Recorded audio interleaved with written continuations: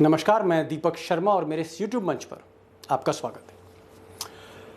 दोस्तों, 8 साल में पहली बार प्रधानमंत्री नरेंद्र मोदी वोट बैंक की राजनीति में फंसते दिख रहे हैं और पहली बार उनको नीतीश कुमार ने कास्ट सेंसस के नाम पर जबरदस्त तरीके से ट्रैप कर लिया है।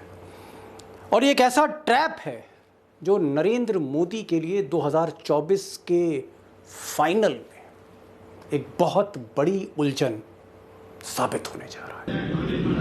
कि अभी सर्वदलीय बैठक हुई है जाति आधारित गणना पर विचार विमर्श करने के लिए, और आज सर्वसम्मति से ये निर्णय हो गया कि बिहार में जाति आधारित गणना की जाएगी। अब क्योंकि मोदी जी एक के बाद एक राज्य जीतते जा रहे थे, लोकसभा में, राज्यसभा में उनकी एक जबरदस्त उनके पास संख्या बल था, तो उन्होंने जब जातिगत जनगणना की बात आई तो मोदी ने कहा कि उनकी सरकार कास्ट सेंसस नहीं करेगी। अब इस पर जब बवाल मचा, रीजनल पार्टीज ने जब बवाल मचा दिया, तो मोदी ने कहा कि ठीक है, सेंसस अगर कराना है तो ये विकल्प मैं राज्य सरकार को देता हूं। और ये जैसे ही विकल्प खोला, नीतीश और तेजस्वी बिहार में एक मंच पर आ गए और यही मोदी और शाह की राजनीति गड़बड़ाने लगी। शुरू में तो उन्होंने थोड़ी भपकी दी, लेकिन बाद में वो सॉफ्ट होते गए। और क्यों सॉफ्ट हुए? मोदी जैसा एक सियासी शख्स क्यों झुक गया, क्यों सॉफ्ट हो गया, क्यों घुटने पे धीरे धीरे आने लगा नीतीश के सामने, जिनकी संख्या बल ज्यादा नहीं है? इसका कारण जान लेते हैं। अब दोस्तों, आखिर क्या कारण है कि बीजेपी, नरेंद्र मोदी, अमित शाह, बिहार बीजेपी नीतीश कुमार के आगे क्यों झुक रही है?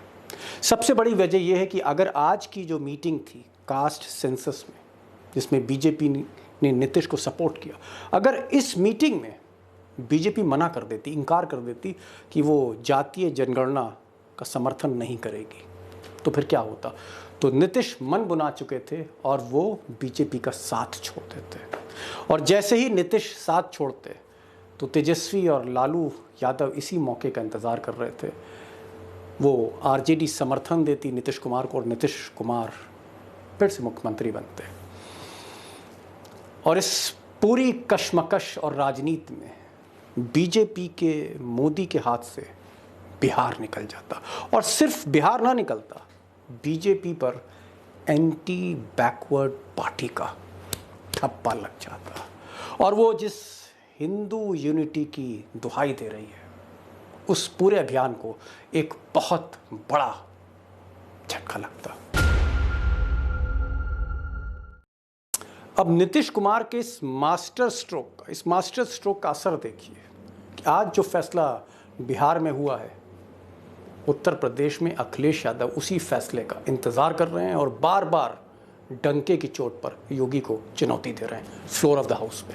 सबका साथ, सबका विकास। आपने डेटा सेंटर की भी बात की कि इन्वेस्टमेंट आने जा रहा है डेटा सेंटर का, तो आपने भी कहा था कि डेटा सेंटर आ रहा है। मैं स्पष्टीकरण ये मांगना चाहता हूं, क्या सरकार के पास भी जाति जनगणना का कोई डेटा सेंटर बनेगा? अध्यक्ष महोदय, मैं पूरे प्रदेश की बात कर रहा हूं कि जाति जनगणना होगी कि नहीं होगी, ये सरकार बताए, क्योंकि इतने बड़े बड़े डेटा सेंटर बना रही है। अब उत्तर प्रदेश में अखिलेश यादव, समाजवादी पार्टी, बहुजन समाज पार्टी, बाकी विपक्ष जातिगत जनगणना को लेकर जहां लामबंद है, वहीं मध्य प्रदेश में भी आंदोलन शुरू हो चुका है। और आप सोचिए, बिहार के इस इम्पैक्ट के बाद उत्तर प्रदेश और मध्य प्रदेश, दो बड़े राज्य जहां बीजेपी सत्ता में है, इस आंदोलन का जब असर होगा तो बीजेपी के वोट बैंक का क्या होगा? और इस पूरी बातचीत पर कि अब क्या होने जा रहा है, व्हाट नेक्स्ट, ले चलता हूं आपको सीधे अभिषेक कुमार के पास, हमारे बिहार के स्टार रिपोर्टर, नहीं स्टार संपादक। अभिषेक, ये बताइए कि आज इस मास्टर स्ट्रोक के बाद जिस तरह से नीतीश कुमार ने ट्रैप कर लिया है मोदी को, उनके वोट बैंक को। आपको क्या लगता है कि अब आने वाले 2 सालों में ये जो कास्ट बेस्ड ये जो सेंसस है, ये क्या असर ढाने जा रहा है 2024 के फाइनल पे? दीपक जी, सबसे पहले तो मैं यही कहना चाहूंगा कि जड़ में मट्ठा तो डाल दिया है नीतीश कुमार ने।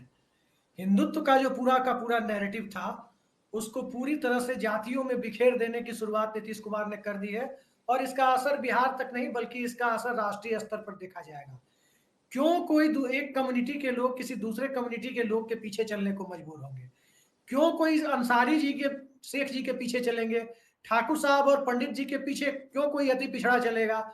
ये जाति जनगणना के बाद एकदम स्पष्ट हो जाना है कि हिंदुत्व नाम की कोई चीज, या फिर मैं हिंदुत्व ही नहीं कहता, मैं कहता हूं कि मुस्लिम वोट बैंक नाम की कोई चीज भी नहीं बचेगी इस देश में। और जो भारतीय जनता पार्टी और संघ की पूरी ताकत है, उसकी जड़ में मैं एक बार फिर कह रहा हूं कि बहुत बुरी तरह से मट्ठा डाल दिया है नीतीश कुमार ने। और जिस प्रकार से आज बॉडी लैंग्वेज आपने देखी होगी, ऑल पार्टी मीटिंग की जो फुटेज सामने आई है, उसमें जिस प्रकार से भारतीय जनता पार्टी के लोग साष्टांग दंडवत नजर आ रहे थे, ऐसी कोई फुटेज मैं आपसे पूछता हूं, आपने कभी नरेंद्र मोदी की भाजपा की देखी है? वो तो मोहन भागवत के सामने भी साष्टांग करते हुए मैंने नहीं देखा है भारतीय जनता पार्टी को, जितना कि नीतीश कुमार के सामने साष्टांग नजर आ रही थी। लेकिन अभी ये कहा जा रहा है कि आरएसएस अभी भी चाहती है कि ये जो कास्ट बेस्ड सेंसस है, इसको और आगे ना बढ़ाया जाए, ये जो मंडल फोर्सेस हैं इनको कहीं ना कहीं कंट्रोल किया जाए, क्योंकि इसका असर पूरे तौर पर जो आने वाली जो राजनीति है उस पर पड़ने वाला है। एक तो ये, दूसरा ये, अब आपको क्या लग रहा है कि इतनी बड़ी चोट नीतीश ने दी है और नीतीश अभी भी सपोर्ट ले रहे हैं और मजबूरी में सपोर्ट करना पड़ रहा है, अब नीतीश और मोदी के संबंध क्या होने वाले? क्योंकि हमने देखा अभी बीच में मुख्यमंत्रियों की कॉन्फ्रेंस हुई थी, वहां पर नीतीश जी नहीं पहुंचे। नीतीश जी ने मोदी जी के जो चहेते हैं आरसीपी सिंह मंत्री, उन्हीं के, उनको टिकट नहीं दिया राज्यसभा से। बहुत से ऐसे फैसले हैं जहां नीतीश और मोदी टकरा रहे हैं। तो अब आपको क्या लग रहा है कि नीतीश और मोदी के अब रिश्ते क्या होने वाले? क्योंकि ये फैसला बहुत सख्त लिया है। आप इसको नीतीश कुमार और नरेंद्र मोदी की टकराहट के नजरिए से ना देखें।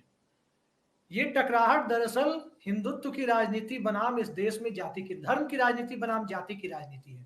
यानी सेग्रीगेशन धार्मिक आधार पर होगा या जातीय आधार पर होगा, इसका है। और जाति जनगणना के बाद नरेंद्र मोदी की पिछड़े नेता की आइडेंटिटी कहां रह जाती है? फिर तो एक जाति के नेता बन के रह जाएंगे। उत्तर भारत में उनकी जाति को, मैं अगर जातीय शब्दों का इस्तेमाल करूं, जैसे ठाकुर ब्राह्मण लोग कहते हैं, यादव कहते हैं, नरेंद्र मोदी की आइडेंटिटी को तेली समुदाय से जोड़ा जाता है, वो उस समुदाय के नेता तक सीमित होकर के रह जाएंगे। नीतीश कुमार दरअसल यहाँ प्रभाव डाल रहे हैं कि नरेंद्र मोदी की हैसियत उस आधा 1 या 1.5% वोट बैंक तक सीमित होकर के रह जाए। आपको क्या लगता है कि इसका हिंदी हार्टलैंड में, हिंदी पट्टी में, जहां पर नरेंद्र मोदी बहुत ताकतवर हैं, चाहे वो बिहार हो, चाहे उत्तर प्रदेश हो, मध्य प्रदेश हो, राजस्थान, हरियाणा, हर जगह उनका इम्पैक्ट अगर आप लोकसभा के नतीजे देखें, लेकिन इस उत्तर भारत में ये जातिगत जनगणना जो धीरे धीरे अब वायरल होगी और प्रदेशों में, इसका क्या असर आपको लग रहा है बीजेपी पे होने जा रहा है? दीपक जी, नरेंद्र मोदी का असर किस प्रकार से है, सबसे पहले हमको इसे समझना होगा। हम सब जानते हैं, आपने तो काफी इस देश की राजनीति को देखा है, नरेंद्र मोदी अटल बिहारी वाजपेयी से बड़े कद के नेता तो नहीं है, लेकिन अटल बिहारी वाजपेयी भाजपा को 303 तक नहीं ले जा पाए। कारण क्या था? पोस्ट मंडल राजनीति में नरेंद्र मोदी उस मंडलवादी धारा के साथ एक कॉकटेल बनाते हुए दिखे। मैं पिछड़ा हूं, मैं अति पिछड़ा हूं, मैं नीची जाति का हूं। अब तो उन्हें अपनी नीची जाति नहीं, अब तो उन्हें अपनी जाति बतानी होगी। मैं आपको एक छोटा एग्जांपल देता हूं, आप समझ जाएंगे। पिछड़ा विधानसभा चुनाव, जो पिछला छत्तीसगढ़ का विधानसभा चुनाव था, आपको याद होगा, नरेंद्र मोदी ने वहां पर खुद को साहू बताया था, यानी तेली समाज का प्रतिनिधि बताया था कि मैं साहू हूं।